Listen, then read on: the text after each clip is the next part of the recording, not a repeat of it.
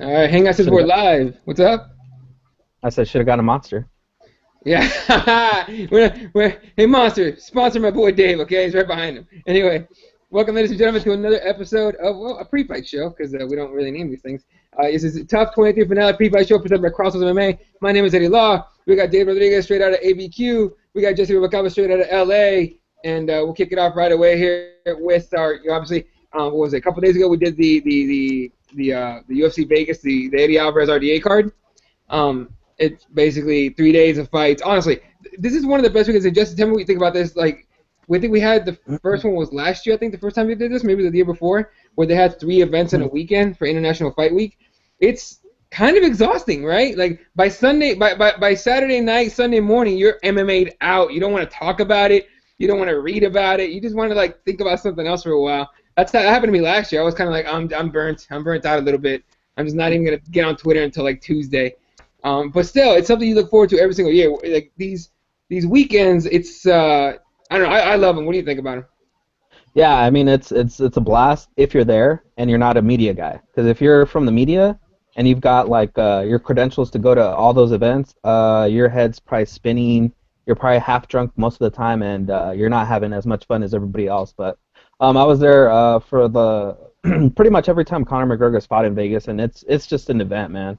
Every time they do these international fight weeks, it's always fun. Like they have all these kind of events and stuff. So if you're a fan, make your way down to wherever they have these things and have a blast. But for us, I mean, it could be a little bit of overload. But I like it, man. What I like about this is that the first card that they have on Thursday is pretty stacked. This one is kind of like I wouldn't say it's like super stacked. I think it's like very interesting matches. And then you've got the big mother of them all, UFC 200, where it's just like they just threw everything at it to try and hit that over 2 million buys. So I think this is a really, really good card, like in between. Like this is more for like the hardcores, I think, more than anything. Yeah, and Dave, look, it's almost like a build-up, right? I mean, you kick off with RDA Alvarez, you continue with Joanna and Claudia, and just like Jesse said, they threw the book at us with 200 with 2 title fights and an interim belt. Yeah, and an interim belt fight. So technically 3 title fights. And then Brock Lesnar comes back and jacks Miesha Tate's co-main spot. Whatever, we'll talk about that later on. But it's just like Jesse said, it's an experience and everything. Have you ever been to any of those like international fight weeks or anything like that? Dave? Sorry. Oh, gotcha. Yeah, no, I've never been out to Vegas for International Fight Week. It's become, something regular every year that they do. It's great. This is probably the best one that they put on going forward. I mean, they're always going to try to outdo the last show, just like they're currently doing, building up 202. But yeah, this week, very exciting week. Lots of titles on the line.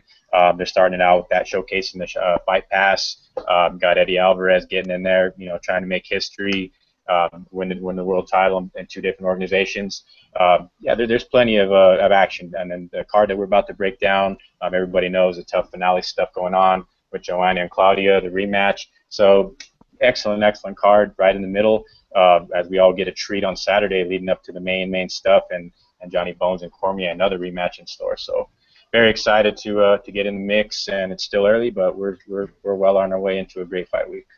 Yeah, definitely. And real quick, International Fight Week, if you guys don't know, has a lot of things, but included in that, besides meet and greets and all that stuff, they have tournaments. They have jiu-jitsu, they have amateur fighting, they have a lot of kind of tournaments. So shout out to Kyle Terra, J Pages Jiu-Jitsu, my boys are going out there to represent out in the tournaments out there for nationals. So good luck, fellas, especially my boy Zach. He's going to kill it. Anyway, let's go down right into breaking down this card. Actually, real quick, Jesse, we were talking about 2 fights we're missing on this, and we're not going to find out what they are until Wednesday. Can you just put out exactly how that works? So basically, I guess I'm the only fanboy for TUF so far. But at pretty much everybody that does like anything to do with the UFC at this point, nobody's really been a fan of TUF for the last 20 seasons probably. Sure. I think I'm the only person that has pretty much loyally watched all the TUF seasons. I just like them. I like to find out about new people coming into the sport. You're always interested when you hear their backstory and everything. It just connects you to the fighter a little bit better. But the 2 cards, basically the co-main and the one right underneath it are going to be for spots in the UFC. The first, I guess the co-main is going to be Andrew Sanchez, who he won his 2 fights in there.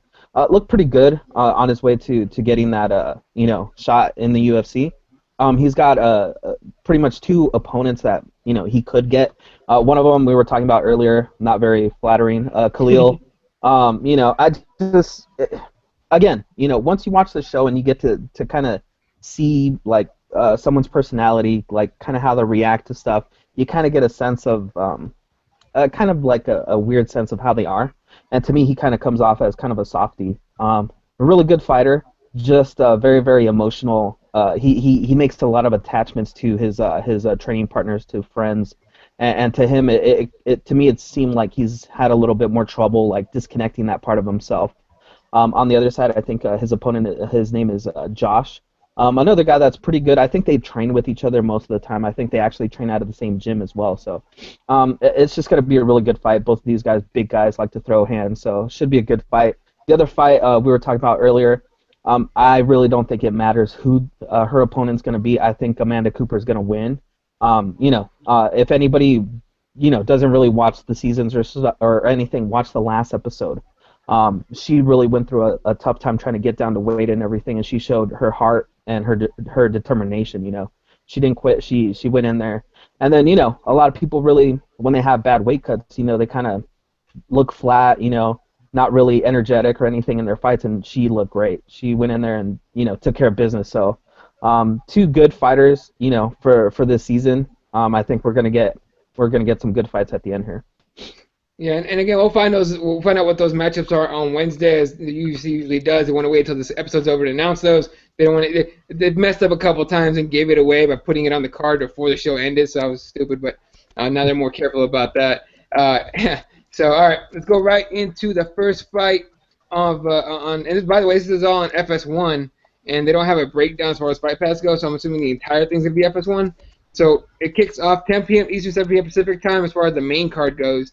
And look, the breakdown on UFC.com is going to be probably put up on Wednesday. We'll know which ones, what are, if any, Fight Pass prelims. We'll know what are FS1 prelims and what's the main card. So for now, main card is the only time they're giving us. It's 10 p.m. Eastern, 7 p.m. Pacific time. But the first fight of the night is already put up. Li Jianliang against Anton Zafir. So we got, Li is from China. Anton's the Aussie. Anton is actually, his nickname's the Professor. So, I haven't heard that one in a while, so that's good. But out of Wit Sunday Martial Arts, he is, according to SureDog.com, 7-2. I should probably check what the UFC does before they ban me. Yeah, he's 7-2. Last fight, he actually lost to James Muntasiri by TKO spinning back fist at UFC 193. Of course, the card where we saw Holly Holm knock the shit out of Ronda Rousey and basically put her out for a little over a year. His opponent, Jinliang Li, out of Beijing, China, out of China top team. He's actually had a few fights already. He had 4 fights in the UFC. He's 2-2. Wins over David Machad and Diego Lima. Losses to Nordine Taleb and Keita Nakamura. So, as far as Lee goes, and Jesse, you want to break this one down real quick, go for it. As far as Lee goes, seems like he's more of a ground guy. I haven't seen him fight very much, obviously, even though he's had four fights already. I haven't seen him fight very much. What's your view about this fight? Who would you pick in this one? I went with Lee. I think I actually watched Zafir's last fight against Muntasiri, and he did okay in that fight, but I think Muntasiri's pressure really threw him off his game, and that finish was just it was amazing. I think the UFC labeled it as a spinning back fist, spinning heel kick or something like that. Oh, sure. I think they labeled them both as the finish, but the only knock against Lee, in my opinion, is his inconsistency. I mean, he wins 3, loses 1, wins 3, loses 1. That's been his kind of run in his career, and then recently in the UFC, he's just 1-1-1. So I mean, we just need to see some consistency out of him. I mean, he's got the skills. I mean, he's very well rounded. He can do it all. He can take you down. He can submit you. He can defend the takedowns. We just need to see some consistency out of him, and it's always a big thing with overseas fighters. That travel can always put the pressure on them. I really didn't look to see if the wins were overseas or if they were here, but I mean it could be the fact that that travel is just hell on him, and he's just not being able to perform up to his standards. So that's the only thing against Lee. I think his inconsistency it could be a problem, but I could see him winning this fight. What do you think about it, Dave? I agree with Jesse. I like Lee in this one. He's got a little bit more experience. He fought the Machado and Lima. Both those guys just had a war not that long ago. I think experience will help him in this one. He's making the long trip, fighting in America. Sapir, I think, is an Aussie guy. To throw numbers out in this one, I think both these guys are way out in the rankings above 100. I think Lee is just about 100 and opponent about 190. I think so. They're way out there. So this fight's kind of, both guys haven't competed in a while as well. So I think Lee's got a little bit of more upside to him. I think he takes the fight. Probably an interesting bout too to kick it off. There's always these couple last few cards with the first initial fights. They've always been exciting. So they're trying to keep continuing to have two right off the bat, two exciting bouts. So I think this might be one of them. Yeah, and just to make a quick note, as far as like what UFC.com is showing, the bouts are just there, right? They're not necessarily in an order, because the next fight I highly doubt will be like in a prelim spot, because the next fight they have on the list here is Jake Matthews against Kevin the Motown Phenom Lee, and I think that will be a fight that will be way up in the main card. I think definitely a couple fighters you would definitely want to watch. So Kevin Lee, straight out of Extreme Couture, from Grand Rapids, Michigan, trains at Extreme Couture. He's a lightweight. 12-2 according to both UFC.com and SureDog. Last fight was a decision win over Efrain Escudero. He's beaten guys like James Mutasri, John Tuck, Jesse Ronson. He did lose to Ali Aquinta by that decision, but he's been in the UFC for a minute now. Jake Matthews from Australia, a kid that still has quite a bit of hype behind him, even though he did lose that fight against James Vick, which nobody expected to see, and James Vick ended up getting a lot of hype off of that win. And then I think he lost his last one too.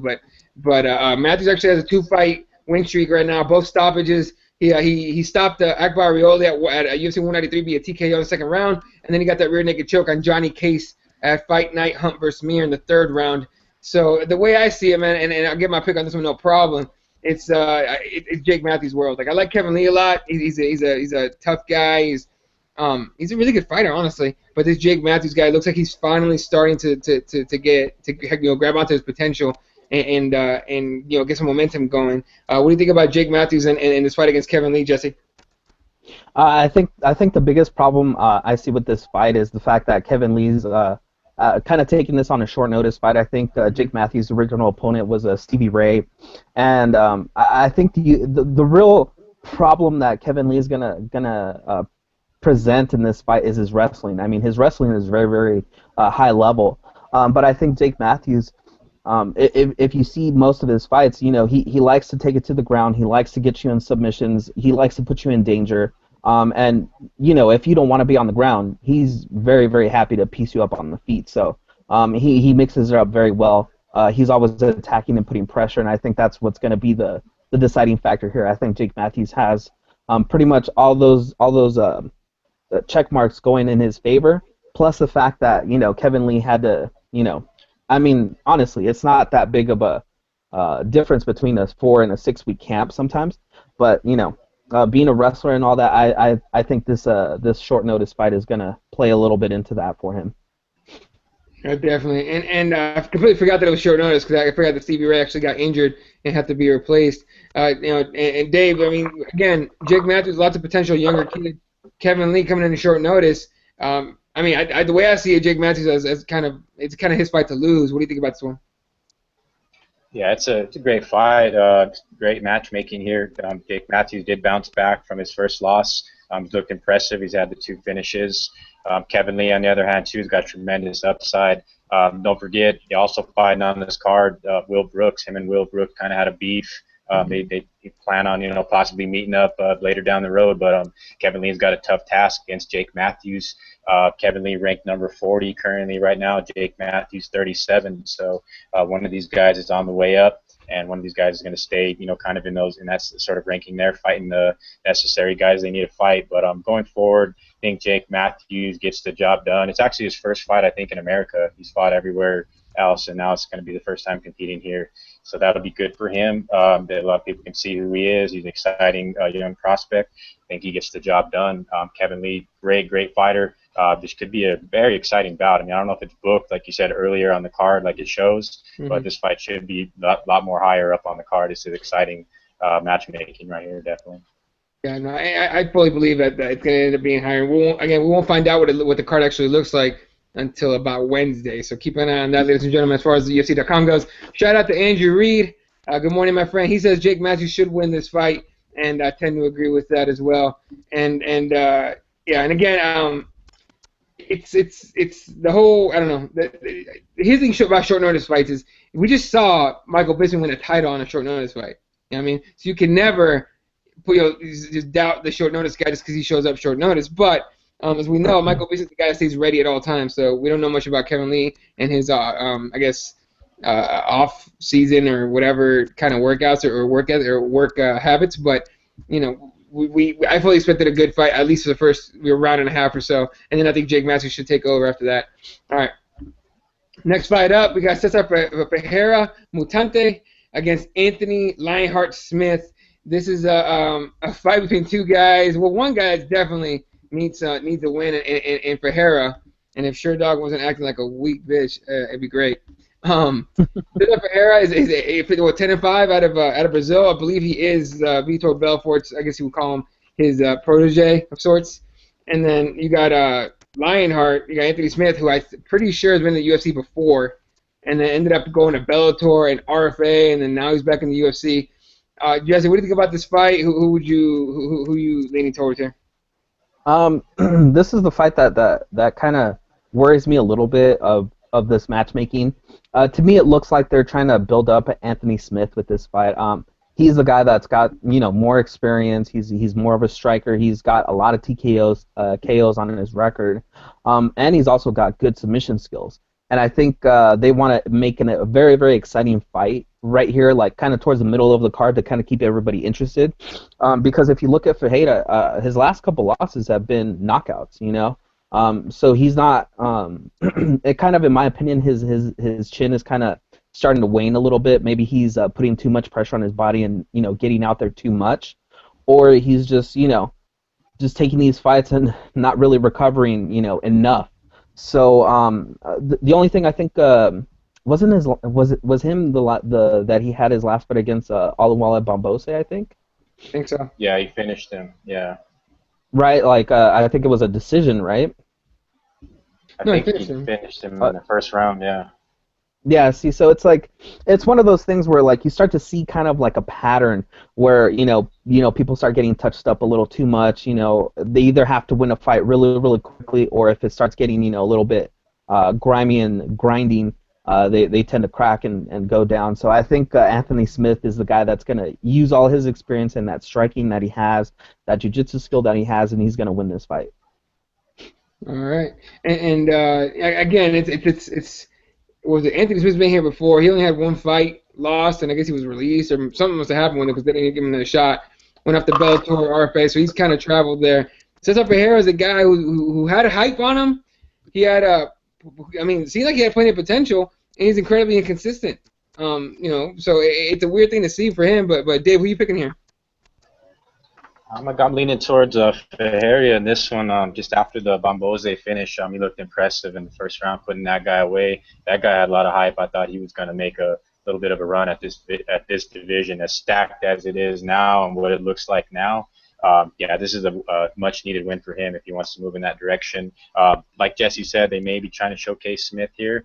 He's got more experience. I think he last fought on the Cowboy Cerrone card, the Cowboy card. He competed not that long ago. So I think both these guys can go in there. It's one of those things like we've been talking about, a trend of where the matchmaking has been put there to put out exciting fights. This is going to be one of them. I think it is. They specifically put this fight lined up for a reason. I think both these guys, number-wise, we're looking at 54 versus 40. Ferreira being 54, Smith being 40. So great matchmaking, exciting fight and I got Cesar by just not much. Mutante is the nickname, correct? Mm-hmm. Right? Yeah. Mm-hmm. Yeah, I'll take him in this one, absolutely. Okay, yeah, I think I'm leaning towards Mutante as well. I think he knows he needs to win, and he needs to get some kind of momentum and a streak going to make anything happen in the UFC. All right, next fight up, we move over to the bantamweight division. We got Matheus Nicolau from Brazil against my boy John Moraga, straight out of Arizona, Maryvale, Phoenix boy.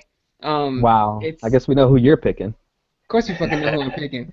We know how this works, man. You know how I do this shit. All right? I pick my people, and I pick the people that I like for the most part. Even if look, I picked Nate Diaz, and I wasn't sure McGregor was gonna knock him out, but I was diehard Nate Diaz is gonna win this shit, and then he won this shit. So, and he's gonna do it again. He's gonna do it again. All right. Anyway, back to the fight we're talking about. All right. Matheus Nicolau out of Brazil. He is 11-2 and one draw in his career. Only had one bout in the UFC, but it was a pretty impressive finish against Bruno Rodriguez at Fight Night, Belfort vs. Henderson 3. It was a Japanese necktie finish third round. Now that I remember it, it was actually pretty nasty. It was pretty impressive. It's not easy to pull off any of those neckties. The Peruvian one's hard to do, and any necktie you do in jiu-jitsu is a motherfucker. Add to that, the fact that you're wearing gloves and the guy can punch you. It's pretty tough to pull that one off, and he pulled it off beautifully third round. So he's definitely a guy with a lot of skill. And John Moraga, 32 years old, out of Arizona Combat Sports and the MMA Lab in Glendale, been around for quite a while already. In fact, his third fight in the UFC was a title fight against Demetrius Johnson, where he was just dominated, unfortunately, by Demetrius Johnson. And his last fight was actually a decision loss to Joseph Benavidez at 187, the first fight between DC and John Jones. He's a guy that's got a lot of hands. He's very, very good striker. He's a wrestler, though, and that's where his base comes from. His jiu-jitsu is actually sneaky. It's underrated. And if it wasn't for, in my opinion, if it wasn't for running into DJ early on, he would have had a lot more build-up and a lot more, momentum and everything. But he doesn't turn down fights. I've never seen John Moraga turn down a fight ever. Anyone they give him, he's like, yeah, okay, whatever. You know what I mean? And so when they offered him the DJ fight, he's like, okay, sure, I'll kick his ass. Now, unfortunately, he didn't, but it is what it is. In fact, that was a fight where Demetrius Johnson submitted him in the last second, almost. So I started out with Dave here, man. What do you think about this fight? Who are you picking? To show you where the numbers lie on this one, John Moraga ranked number 6, Nicolau number 126. Surprising that Moraga's 32 years old. I thought he was a little bit younger. Yeah. I know he's been in the game quite some time. He's fought some tough opponents and top-notch guys. You mentioned the title bout. I actually had the pleasure of watching him, fight here in Albuquerque when they came here for the only time they came here when he lost to John Dodson. But he's got wins over Scoggins, Willie Gates. Unfortunately, they matched him up with Joe B. He fought Joe B all the way through. Joseph's a tough-ass dude. That was a great fight. Moraga's going to stick around. I think this fight's going to get him back, in the win column and get him, back up there again. I think that Benavidez he ran into Benavidez at the wrong time. He's still, one of the top-notch dudes. But Moraga being ranked number 6 means he's not, but 1 or 2 wins of being, in the title discussion, especially the way the division is. I'm leaning Moraga on this one against the Uniao Jiu-Jitsu Wiz, 11-1-1. I just think Moraga's just fought tougher guys. I think he'll be very capable wherever the fight goes. I think he finishes the fight somehow throughout 3 rounds, maybe possibly early. But Moraga's hungry. He's going to go on a little bit of a run at 125. I have a feeling. Yeah, and again, because John Moraga is a guy, and actually, let me backtrack a little bit. And you mentioned this, how the division is. Bantamweight is still, or bantamweight, flyweight, 125 is still not. And quite obviously, because DJ's cleaned it out, right? I mean, it's basically cleaned out at this point. He's taking whoever's coming at him. I forgot who he's fighting, but it's a fight where everyone's like, oh, really? Like, you're giving this dude a title shot? But just because it's whoever, right? And it's still a very, light division to where there's not a lot of top-notch guys in it. So, he's ranked number 6, and that makes complete sense, right? But, again, it's flyweight. So we're still waiting and looking and hoping for someone 125 pounds that can give Demetrius Johnson just a very, very stiff challenge. And I thought that the first fight around against DJ, I didn't think Moraga was gonna. I was hoping he was gonna win and everything, but I thought it was like a steep hill for him to climb. I think with more experience and more fights he gets, I think you're right, Dave. A couple more fights, a little more experience, a couple more finishes, he's right there for another title shot. And I think it's gonna be a much better fight than we saw last time against DJ. Now, Jesse, what do you think about this fight, man? There's no one Kings of MMA here, so we're not really against each other here. But I'm picking my boy John Moraga. Who are you picking? Yeah, I gotta agree with you. I mean, just the level of fighters that when you have to fight guys at John Dodson's level, at Benavidez's level, those guys put you on a different plane than everybody else. I mean, it just iron sharpens iron. You you only get better by facing the better competition.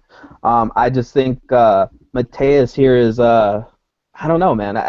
It just seems kind of like a very, very high caliber mismatch. You know, it just kind of seems like they're trying to build up John Moraga back up and kind of just get his confidence back. I kind of agree and disagree with you guys in the fact that I think he can go on a run. I just don't see anybody having the skills necessary or getting the skills necessary to beat DJ at this point. I think we're just going to have to watch him, you know, run out the clock basically on time. I think Father Times was going to catch up to him, but not anybody else.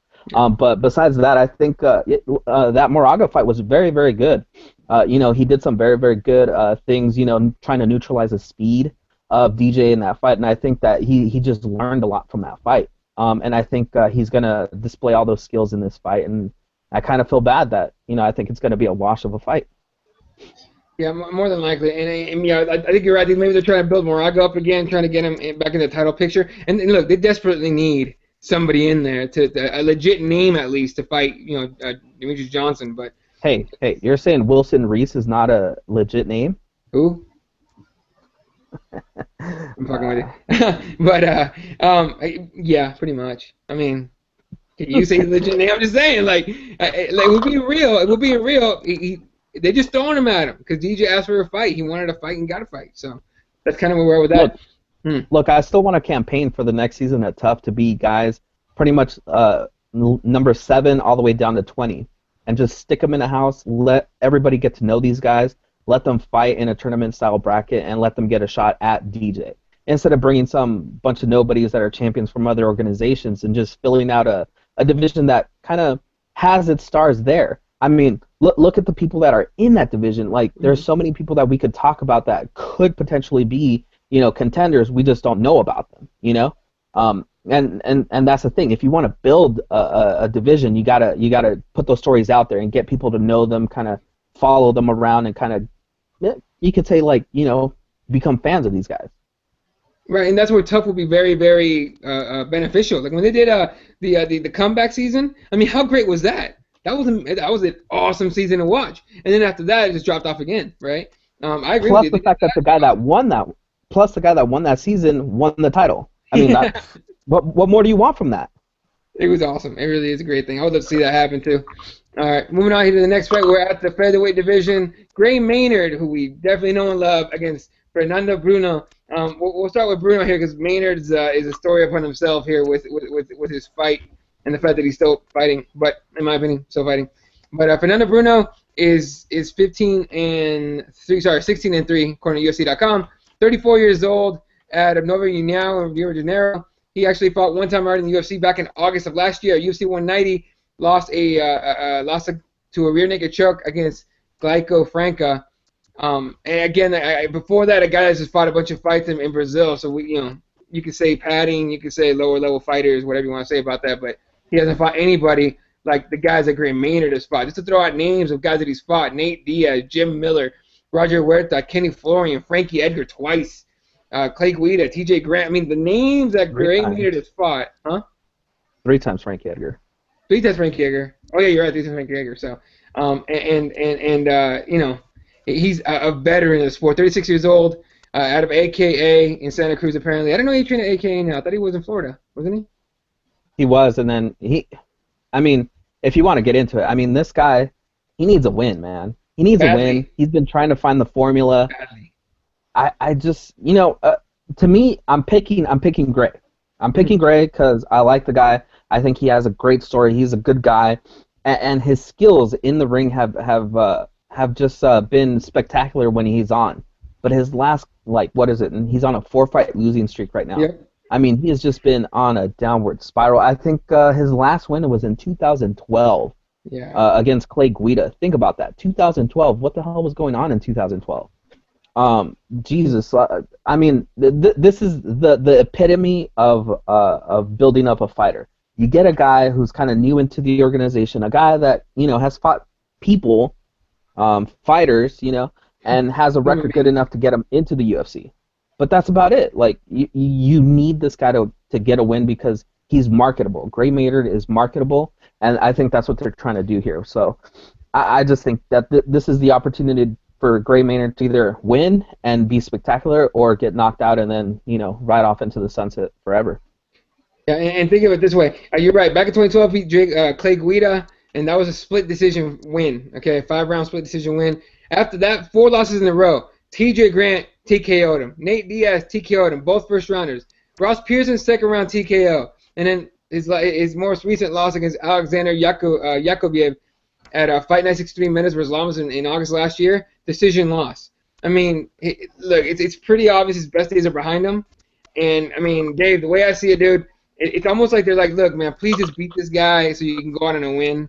And, again, I'm not in the habit of telling guys to retire, but I will say please retire. Like, I'll be like, the most I'll say is I hope this guy retires for his health, just so he's not jacked the rest of his life, because he gave us a lot. And if he went off the rest of his life, was messed up, till his last day, it would be a very heartbreaking thing to see. So, but Dave, what do you think about Gray Maynard still fighting? What do you think about this fight? Man, yeah, you guys made a lot of great points. Yeah, I've watched Gray Maynard for many years. From the height of his career, fighting Frankie, being right there, just a couple punches away from possibly being the champion. And then I think a weird fight for him was the TJ Grant fight. Both guys were just never the same. TJ Grant's never been seen again since that fight, I think. Where it went really wrong for Maynard is when he fought Nate Diaz. I really, really felt bad for him in that bout. He just really took a beating. He got set up with Ross Pearson, suffered another vicious TKO in that one. The Yakovlev fight was sort of a gimme fight for him. They were supposed to build him back up with that fight. He unfortunately, lost that one via decision. But this fight is basically, tailor-made, which I guess what you want to call it for Gray Maynard, being the star power that he still has left against Bruno, who they have ranked at 171 currently. Gray Maynard has fell to number 88 world rankings. I refer to just world rankings. So 34-year-old Bruno against Maynard. I just think it's going to be just a weird fight. I think it goes all the way to a decision. I think somehow Gray Maynard could pull this fight out, but he's just on such a downward spiral. I mean, he's in such need of a win. I'd hate to say, I tell a guy when to retire or say this is it for him, but if he loses badly, yeah, I'd love to see Gray kind of just walk away. He's had a bad run. He's fought for the belt, fought some tough dudes. Yeah, he's kind of was a top guy at 155 for many years, but ranked number 88 now. That division is stacked with killers from 50 on up. So Gray Maynard or Bruno, it's a really just tough fight to call. I'm leaning towards Maynard a little bit in this one.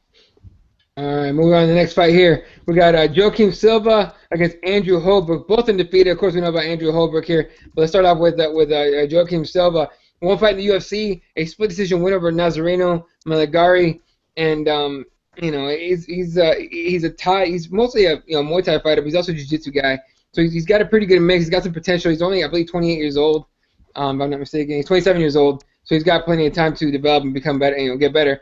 Andrew Holbrook, meanwhile, is almost strictly a ground guy, but only one fight in the UFC as well. He fought against Ramzay Nijam, who he beat by split decision, a fight that some people thought Nijam won pretty clearly, which I didn't believe, so I thought Holbrook had that. But, again, one fight in the UFC each, not a lot of experience against super high-caliber fighters. So you got a guy that's, a stand-up and a ground guy against a guy that's mostly ground. I usually lean towards the guy that's got more, that's more well-rounded. But for some reason, something tells me Andrew Holbrook's going to be the winner on this one. So I'm picking Andrew Holbrook. Dave, who are you picking? Yeah, I agree with you. I'll go Andrew Holbrook. Wish we would have been able to see the Holbrook Northcutt bout that was booked. That would have been a real great fight for both guys, see where they really stand. But, yeah, I'd like to see Holbrook's got more upside to him, ranked number 69 against number 152, so the numbers don't lie in this one. Definitely Holbrook favoring for him to win this fight, absolutely. All right, Jesse, who are you picking in this one, man? Yeah, I agree with you guys. Holbrook has, I think he has more area to grow into. The only thing I don't like about this matchup is his takedown defense. Holbrook's takedown defense is awful. You could almost say it's atrocious. I mean, Ramzay Nijam, he's not the greatest takedown artist. I mean, he can take you down, but it looks nasty and it looks ugly. And I mean, he had a bunch of takedowns in that fight, man. I was just watching it just a few minutes ago before we came on. And yeah, I could see how a lot of people had Nijam winning that fight, but it was a very close fight. But what I got about that, what I took out from that fight is how tough Holbrook is. I mean, he got rocked, I think, in that first round. And Nijim's he can pop, so he got rocked. He survived. He did everything he could to stay in the fight. He was very, very tough. He kept attacking from the bottom. Kept sweeping, kept putting Nijim in all kinds of different positions. So I think that's going to be the key for him. I think he just needs to round out his game a little bit more, and he could be one of those guys that we kind of are excited to see on the undercard, like, oh yeah, Holbrook, he's got some exciting stuff out there. But contender, I don't know, he's got a long way to go for that, but he needs to definitely shore up his takedown defense. Yeah, and I agree with that. And, who else were we talking about that doesn't have any? Carlos Condit doesn't have any takedown defense whatsoever. Is that what he does. It's just not the greatest. Well, I mean, to me, it seems like they could take him down at will sometimes. It's pretty hard to stay on his feet as far as him against a wrestler, and for him anyway. So, all right, just want to make sure that's the guy I was thinking about.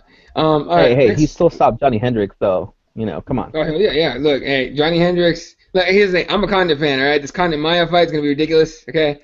I'm just hoping Condit keeps it in the feet, okay, for at least a while.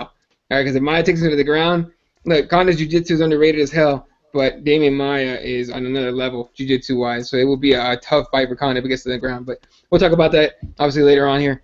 All right. Excuse me. Next fight up, Duho Choi against Thiago Tavares. And Thiago Tavares, he's obviously out of Brazil. He actually trains at his own gym called Team Tavares. But he does have plenty of history in the UFC. He's been here for a long time. Some of the names that he's beaten, Manny Gamborian, which again, who hasn't beaten Manny, but still. Robbie Peralta, Justin Salas, Clay Guido, just some of the wins that he's had. Some of the losses, however, are more interesting. Brian Ortega, Cabino Magomedov beat him. Kurt Pellegrino back in the day. Matt Wyman. So, Thiago Tavares has been around. He hasn't been the most consistent guy, though. I mean, the way I see it, he has a pattern of 2 wins, a loss, 2 wins and a loss, 2 wins and a loss. It's almost like someone figures him out sooner or later, more sooner than later. And he's taking on a guy, Duho Choi, who is 13-1. He's not, the most experienced guy, especially when it comes to UFC fights. Only 2 of them, but he did knock out Sam Cecilia, and he knocked out Juan Manuel Puig, and it's knockouts, it's finishes, right, for a guy that hasn't fought a lot. But he is taking on a super experienced guy, Tavares. Jesse, who are you picking here? I gotta go with Tavares. I mean, basically, I was telling you guys before this is the only fight that I kind of didn't really get to see too much into. I'm just basing it on how much I know about Tavares. Tavares is a tough dude, and he likes to throw, man. He's really, really good at, putting people down. And I think just based upon what you said about Duho Choi having a couple of TKOs, KOs on his record, I think they're going to slug it out, and I think Tavares is going to be able to win those exchanges more so than Choi. So that's where I'm leaning on. Yeah, and Dave, look again. The experience factor for me is too much to ignore. I do like Duho Choi's knockout power. So when you're a guy with knockout power, anything can happen, right? We talk about the heavyweights being super unpredictable because most of those guys can knock each other out, no problem. But Tavares is super experienced, and most of Duho Choi's fights are in that what do they call it, deep? Is that promotion? So I'm picking Tavares as well. Who are you picking? I'm going to have to agree with you guys and lean Tavares. I was kind of split on this matchup here. Choi has, like you said, some most of his bouts competing in deep over in Japan. But I think it's got all the makings for an exciting bout for where it is on the card. If it's actually, before Will Brooks and Pearson do fight, this has the makings of. And then I think, believe it or not, Thiago Tavares is in the top 20 ranked right now, so world rankings in his division. So I think this fight here, if Duho Choi could pull it off, big win for him, maybe moves him possibly into the top 20. But I think Tavares gets the job done. Like you said, Eddie, experience is always, something you just can't deny it. But then again, Tavares, I'll never forget, his loss to Khabib, just getting hammered with those elbows a couple of years back. So, but he brings the fight. He's an exciting guy. I think both these guys are going to bring it and showcase an exciting bout. All right, moving on here to the co-main event of the evening. We got Ross the Real Deal Pearson against one of the newest names added to the UFC straight out of free agency, Will Brooks. And honestly, I'm excited to see Will Brooks in the UFC. I want to see what he can do in that division. A part of me thinks he's going to end up dropping down to featherweight at some point soon. But for now, lightweight fight, and that's cool with me, man. I want to see him against Ross Pearson. Which, by the way, Ross Pearson. First of all, Will Brooks is favored heavily in this fight, which I don't understand because Ross Pearson is not a pushover. It is a tough fight for Will Brooks. Very tough fight for Ross Pearson as well, but it's a tough fight for Will Brooks because Ross Pearson is good on the feet, very good on the feet. He's not a pushover. He's not going to get taken down super easily. And, excuse me, it's a very short notice fight for Will Brooks. He signed, what, a week and a half ago, 2 weeks ago? So he had like a 3-week, 2-week fight camp for this thing. So it's kind of a tough, just sign and start fighting, high up names in the UFC. But anyway, Ross Pearson trains out of Alliance MMA over in California with of course the one and only Dominic Brooks, originally from England. And his last fight was a split decision win over Chad Laprise. Before that weird decision loss of Francisco Trinaldo, which I thought he won, but for some reason Trinaldo won that, got that win. Before that, beat Paul Felder. So another very inconsistent guy. I mean, if you look at just the last few UFC fights, it's win-loss, win-loss, win-loss. He's the guy that needs to get in a streak to make anything happen, and especially at lightweight where there's a lot of really high-caliber guys, right? And meanwhile, he's taking on Will Brooks, again, one of the newest signees to the UFC, a guy that people have been talking about for a while, hoping he made it to the UFC. Other names from Bellator, such as Michael Venom Page, Michael Chandler, other guys that we want to see fight the best in the world in the UFC. So Will Brooks, out of American Top Team, he's 17-1, if that's what UFC.com has him. Yeah, 17-1. And he's the guy that beat Michael Chandler. He beat Michael Chandler twice. And the first time it was split decision. The second time he TKO'd him in the 4th round. He's also beat, Marcin Held in Bellator. And I'll start off with Jesse because we always talk about the level fighters, like the difference between the caliber fighters in the UFC and Bellator, right? To where, Michael Venom Page, we always talk about Michael Venom Page is beating cans in Bellator, right? We want him to come fight legit names. So, Jesse, who are you picking in this fight? Granted that Will Brooks is coming from a promotion where they're not UFC caliber guys. Who are you picking? I've got to go with Ross Pearson. I mean, that guy, he's just well-rounded. He's got the experience. I mean, that guy knows pretty much everything people are going to throw at him before they even, think about throwing it at him. He's just got, I mean, this is tailor-made of a fight to showcase what Will Brooks has and where he can go in the division. If he comes in here and just dominates Pearson, that's going to be a statement. I just don't see it. I hear a lot of people saying that it's going to be a tough fight, but Will Brooks is going to pull it off. I don't think so, man. I think Will Brooks is in for a rude awakening when he jumps into the UFC. He's been crying and complaining that he wants to be in the UFC. He's the best lightweight in the world and he can beat anybody. Dude, I don't think so. I think he's in for a very, very rude awakening for a guy running into Ross Pearson who, you were saying he may be inconsistent, but he puts up tough fights. Mm-hmm. And so I just don't see it happening, dude. I think this is going to be one of those things where it's kind of going to be like the Eddie Alvarez thing where he came in, fought Cowboy, and just looked just looked really, really bad in that fight. I mean, it didn't show us what the type of Eddie Alvarez that we thought we were going to get.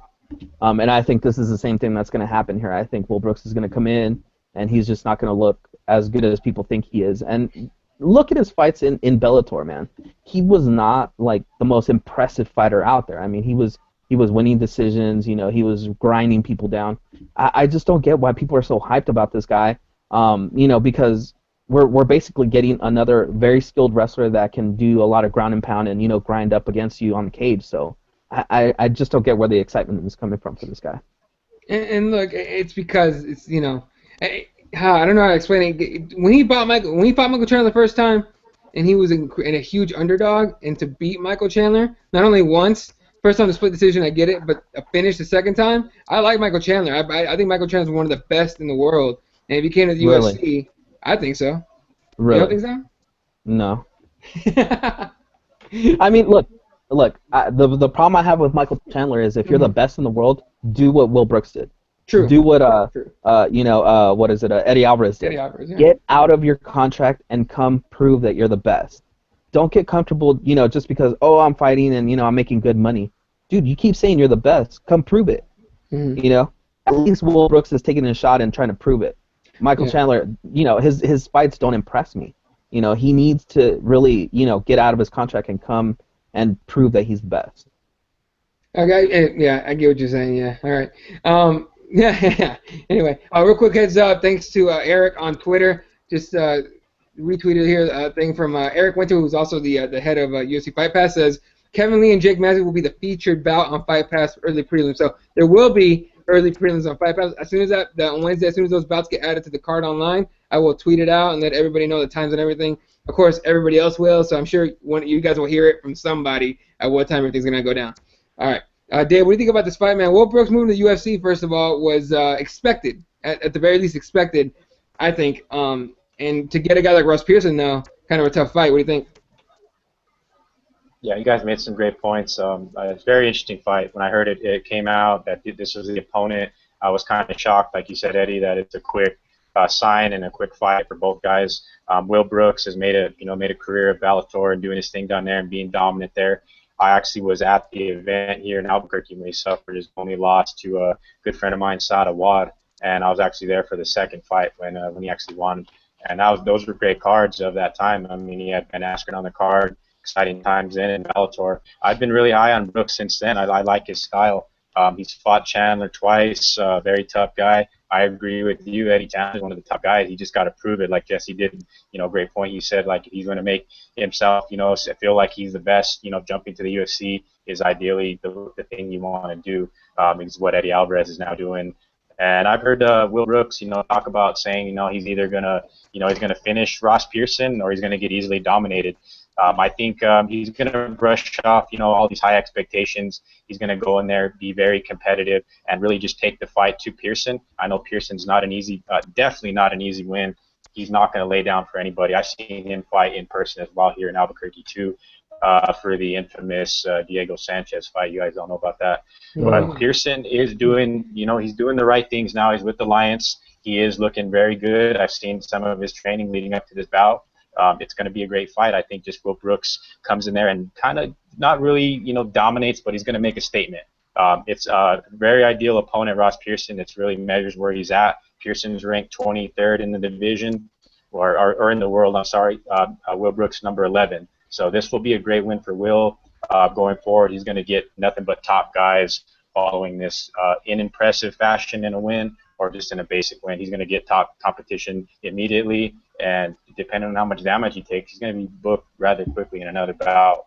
I see that happening, but Ross Pearson still looks okay. I mean, he's going to be a competitor in there that night, and I think Will Brooks is up to the challenge, and he's going to take it to him. All right, Mike Jarvis on YouTube saying Eddie's smoking crack again. I can say safely I haven't, but thanks, buddy. I appreciate that. Anyway, all right, moving on to the main event of the evening. Of course, the title fight for the women's strawweight championship. Joanna Jedrzejczyk against Claudia Gadelha. Anyone that saw the first fight saw that it was super close. I thought Claudia Gadelha won that. I was actually there at the fight, and most people in the arena thought Gadelha won that fight. In fact, when they announced that Joanna won, there was a lot of, like, not boos, but it was kind of like it was kind of like surprise, right? They were like, I can't believe they gave it to her, but whatever. But Dana White wasn't, secretive at all about the fact that he really liked Joanna because she has hands, and she's a multiple time, Muay Thai champion, and she can throw hands for sure. Claudia Gadelha, not a pushover, however. Claudia Gadelha coming in at 13-1. Joanna, of course, still undefeated, 11-0 in her MMA career, and Sure Dog's acting like a motherfucker again. So let's go off the top of the dome here. Joanna, obviously, Muay Thai champ. She has a striking. She can hit you 5 or 6 times before you hit her once. Claudia Gadelha did not shy away from striking with her, though, last time. And I think that's where her mistake came. Because, and again, she tried to take her down, to take Joanna down. And I think she might have done it, once or twice during the fight, if I remember correctly. But she didn't do much with it. So it's I can't say with 100% certainty that Claudia Gadelha could take her down and finish her. But if that fight goes to the ground, I definitely favor Claudia. But let's start off here with Jesse, man. Who you picking between Joanna and her? It's a really close fight. I remembered something when I first watched that fight, and I watched it again, and to me it kind of seemed like Joanna was trying to, like, prove something.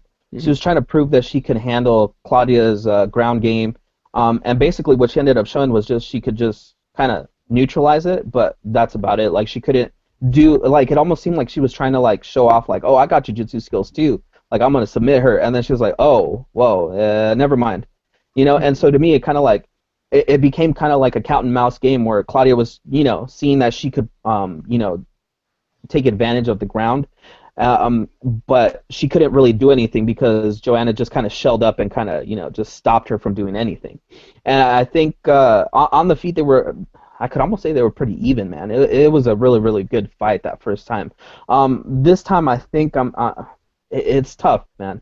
I wrote down Gadelha, but I think JJ can pull it off. But you know what? I'm just going to go with Claudia. I think she's got the hunger. I think she's got the drive. I think she learned from that first fight. And I think most of the time, I think in rematches, the people that the fighter that loses is the one that, you know, is able to make the adjustments and come back and put on a better performance. And I think just because of how close they were, how closely matched they are, I think just minute changes in her game plan, I think Claudia could take it. That being said, I mean, think about the big main event that's happening, you know, the next day. You know, this is going to be the first time, you know, John Bone Jones is ever getting a rematch. So, you know, rematches are always tough to win. You know, look at what recently happened with Bisping and Rockhold. You know, Rockhold came in way too confident, thinking, I'm going to smack this dude up, and then he got KO'd. So I think it's kind of a dangerous fight here for Jedrzejczyk, but I think Gadelha, with a little bit of adjustments, I think she can win this fight. It's going to be a good fight. Just tune in and watch. Yeah, and Mike Jarvis on YouTube saying JJ's takedown defense is so much better now. I agree, it is. But Claudia Gadelha is not like Claudia Gadelha was sitting on her ass for a while and not getting better. She definitely got better, clearly. So yeah, Dave, what are you picking in this one, man? Yeah, a week of rematches, excellent rematches, I might add. This fight here is super close. The first time, as it will be this time. I have a feeling Claudia is one of the few opponents that hasn't really, you know, been totally just wrecked after fighting Joanna. Everybody else, as we know, has kind of had a hard time afterwards. So ideally, if there is a formula to beat Joanna, it's probably on the ground. That's what a lot of our fighters and people game planning against her. That's going to be the game plan here, I believe so. But like you mentioned, and Mike Jarvis mentioned, that the takedown defense has been improved by Claudia. That's what from Joanna. And each time she fights, she's just a little bit better. She shows a little bit different. She'll throw more kicks. She'll throw more punches. We all know she's willing to break her hands on your face to finish you. So she's going to be willing to do that as well. It'll be her 6th UFC fight. Yeah, it's gonna be a great fight. I mean, it's a great title fight for these late. It's gonna really showcase this card for, like Jesse had mentioned earlier. It's one of the cards for the hardcore people, and this fight is the conclusion of that. Claudia, on the other hand, yeah, she still hasn't been beaten by anybody but Joanna. So this fight means a lot to her. She could raise the gold that night. Jessica Aguilar fought her close. It was a decision. It'll be Claudia's 4th UFC fight. She's 27 years old. She's in her prime. Both of them are definitely in their prime. I just see Joanna being a little bit more sharper. I think she'll show a little bit excellent takedown D. That's going to be guaranteed. But if there is a way for Joanna to lose this fight, I see it happening on the ground. But she's going to have to get hurt on the feet, which Claudia has shown before. She's not afraid to stand with Joanna. So we're in store for a fantastic main event, a great title fight rematch. And as I mentioned, it's just a week of rematches, and they're all great, in my opinion. Yeah, no, definitely agree with you. All right, so ladies and gentlemen, remember, we got Thursday night, RDA versus Alvarez. Friday night, Joanna versus Claudia. And, of course, UFC 200, John Jones, Daniel Cormier, Brock Lesnar, Mark Hunt, Miesha Tate, Amanda Nunes, and then Frank Edgar, Jose Aldo. That whole main card, by the way, UFC 200 is ridiculous. The first fight is Cain Velasquez versus Travis Brown. Like, what the hell? You know what I mean? It's going to be great. Even the prelims, man. Read off those prelims. Those prelims are crazy, too. The prelims are insane. Like, I'm like, dude, everyone's getting paid on this guy. I think Diego's in the friggin' prelims. Yeah, Diego Sanchez against Joe Lozon in the Fight Pass prelims, the featured prelim on the Fight Pass. And then Gegard Mousasi versus Thiago Santos before that. Jim Miller against Takanori Gomi. The featured prelim on FS1 is Ket Zingano's return against Juliana Pena. Hendrix Gastelum on there. TJ Dillashaw against Asuncao, which is going to be a monster fight. For some reason, George kept on this fight card. I don't know why. Then we got Velasquez against Travis Brown. Jose Aldo, Frankie Edgar, many is Miesha Tate, Brock Hunt, and DC Jones too. So stacked ass card. We'll be breaking that one down on Wednesday, by the way. This is what we have scheduled next Wednesday. Break that one down. It's gonna be a nice long show because the names are just too everyone's got experience. I guess maybe the ones with the least amount of experience is Northcutt and Marine, the guy he's fighting. So everybody else has a good amount of experience in this card. What's up? I was like, poor Northcutt. I don't like Northcutt, dude. I'm not a fan. I'm just. We'll talk about this again on Wednesday. But I've said it before. The fact when you're handed everything, I'm annoyed. Like Paige Van Zandt, you handed everything. I'm annoyed by it. No matter how hot she is, I'm annoyed by it. Like it is what it is. Anyway, I'm trying to think of other like news and stuff that's come out since the last time we've talked. We just actually brought up the Ryan Jimmo thing. We talked about that, right? On Wednesday. Yeah, the last breakdown. Yeah. By the way, big shout out to Gorgeous George. Thank you for coming on, man. Appreciate it very much. He was super animated about that, and it's nice to see someone that isn't afraid to voice their opinion like that. That's on everyday radio. So yeah. Actually, just one thing before we go. GSP, GSP said he's coming back, right? Like he said it himself. He's like, I'm ready to come back. All right. Out of these three names, start out here with Jesse. Bisping, he wants Bisping, right? Bisping called him a bitch, something like that. Jacare's calling him a chicken. I don't understand why, but whatever. And now BJ Penn's talking about he wants to fight GSP. First start with Jesse. At 155, right?